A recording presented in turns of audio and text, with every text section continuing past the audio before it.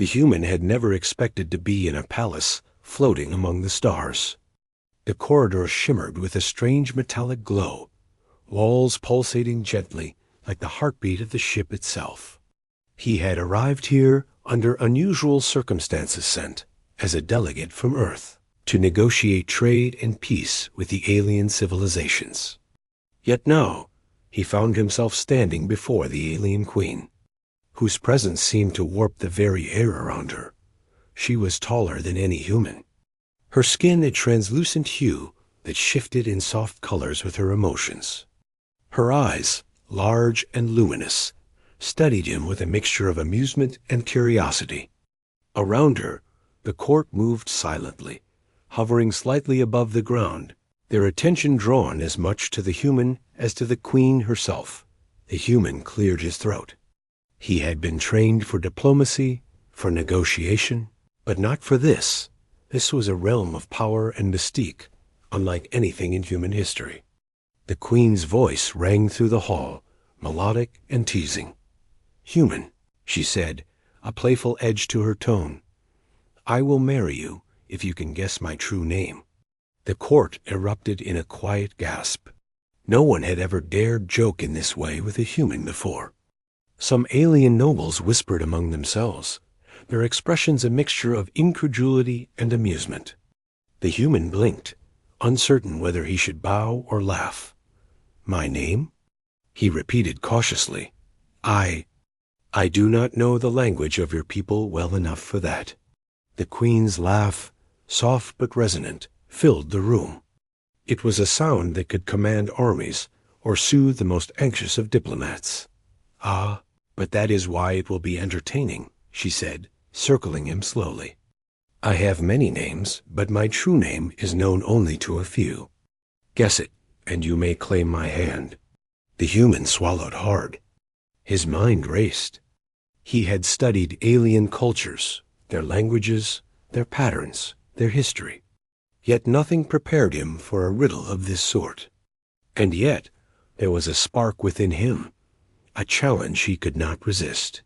Humans had always thrived in adversity, in the face of puzzles, in situations that seemed impossible. He took a deep breath. "Then I must ask, are there clues?" he said, trying to maintain composure. "Some hint, perhaps, that might lead me to your true name?" The queen tilted her head, her eyes glinting. "Perhaps," she said, "if you are clever enough, you will see them yourself." He nodded slowly, scanning the hall. Symbols on the walls shifted subtly, a kind of flowing script he had seen in ancient relics during his travels. They seemed almost alive, reacting to the queen's presence. A few glimpses suggested patterns resembling sounds, fragments of words, echoes of meaning that a human mind might interpret with enough patience. He focused. He remembered the advice his mentors had given. In alien cultures, intuition and observation often mattered more than brute knowledge. He studied the queen's gestures, the way she moved her hands, the subtle changes in the color of her skin as she spoke. There were patterns here, rhythms, hints hidden in elegance. "The name is like music," he murmured to himself, recalling a fragment of a language he had decoded on a distant moon. A melody that carries meaning in its tone. He closed his eyes for a moment and let his instincts guide him. Alien names were often constructed, not merely from sounds, but from concepts. A name could represent light, wisdom, patience, courage, or beauty. Perhaps hers contained a meaning she most valued. "May I try?" he asked, opening his eyes. The queen's expression sharpened with curiosity. "You may, human. Speak, and let us see if your mind is as keen as your body appears to be." He took another deep breath. "Is it Leora?" he said finally, drawing on intuition, memory of patterns, and the feeling of elegance she radiated. For a heartbeat, the room held its breath. The queen's eyes widened slightly. Then she tilted her head, examining him as though measuring the depth of his courage. Finally, she laughed again, a sound that vibrated through the hall like a ripple across water. "No," she said, shaking her head slowly. You are close in spirit, but not yet in truth. Try again. The human's heart pounded, but he did not falter. Humans had always thrived in adversity. Failure was never the end. It was a step toward understanding. He analyzed everything again, her gestures, the color changes, the echoes of meaning in her voice. The answer is not in the letters alone, he murmured. It is in what she represents. Another moment passed. Then, with sudden clarity, he said, "Is it Solara?" The queen froze. The court leaned forward, silence stretching across the hall like a living thing. Solara. The name rolled off his tongue with careful precision. A careful balance of intuition and learned patterns. Her eyes glimmered with recognition, and for a fleeting moment she seemed human in her delight. Then she smiled, radiant and true. "You have done it," she said, her voice softening. "You have guessed my real name." The human's pulse quickened. The room seemed to shimmer with an energy he had never experienced before. He had passed a test no human had attempted, a riddle no outsider had solved. And in doing so, he had captured the attention and perhaps the favor of the queen herself. Then, "As I promised," she said, stepping closer, "you may claim your reward." The human bowed, carefully measured, his mind spinning with disbelief. He had crossed galaxies, navigated alien politics, faced dangers beyond imagination, and now he stood before the most powerful being in the system. Having won a challenge that had been designed to be impossible. "Human," she said, her hand extending toward him, "do you understand what this means? Marriage in our culture is not a trifle. It binds more than hearts. It binds alliances, futures, and the flow of history itself."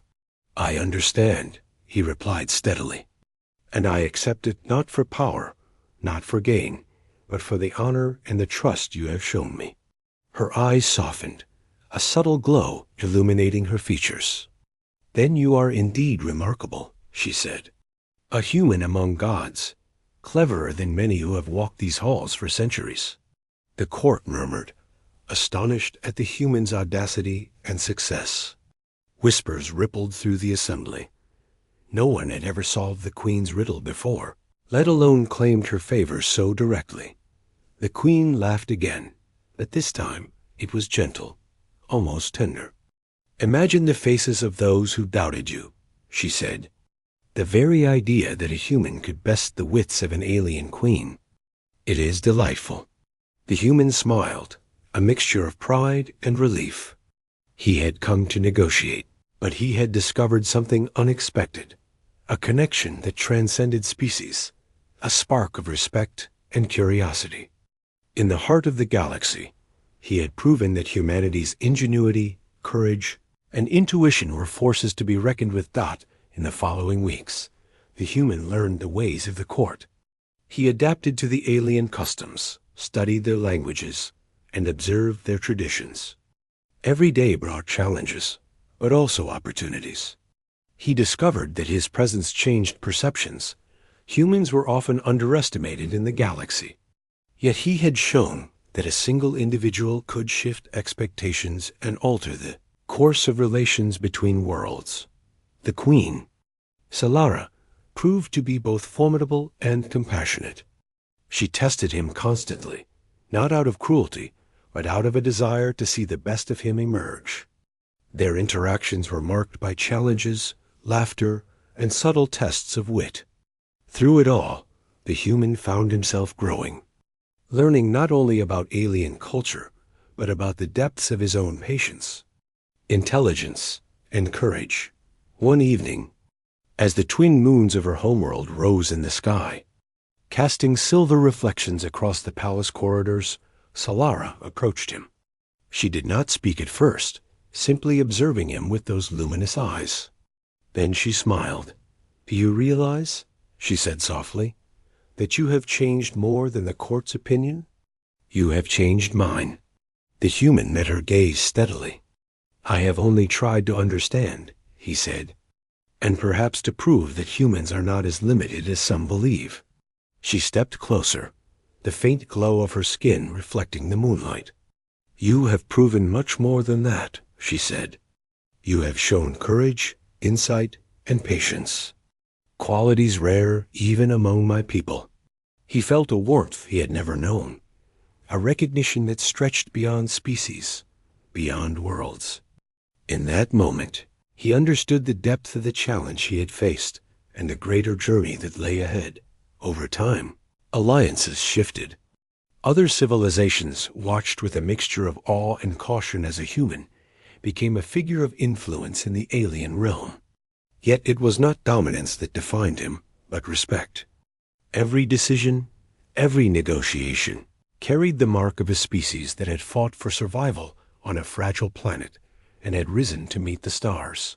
Solara remained both a guide and a companion, testing him, teasing him, sharing knowledge and laughter in equal measure. Together, they navigated the complexities of diplomacy, war, and cultural exchange. And always, the human remembered the first challenge, the guessing of her true name. That moment had not merely been a game. It had been a test of intuition, courage, and understanding. It had proven that humanity's greatest asset was the ability to think, to observe, and to act with honor. Years passed, and the human's place in the court became secure, not through conquest or force, but through intellect, courage, and the forging of genuine bonds. And through it all, the memory of that first challenge remained vivid, the day he had guessed Solara's true name, the day he had faced the impossible, and the day humanity had stepped onto a stage far beyond its homeworld, shining brighter than many had believed possible.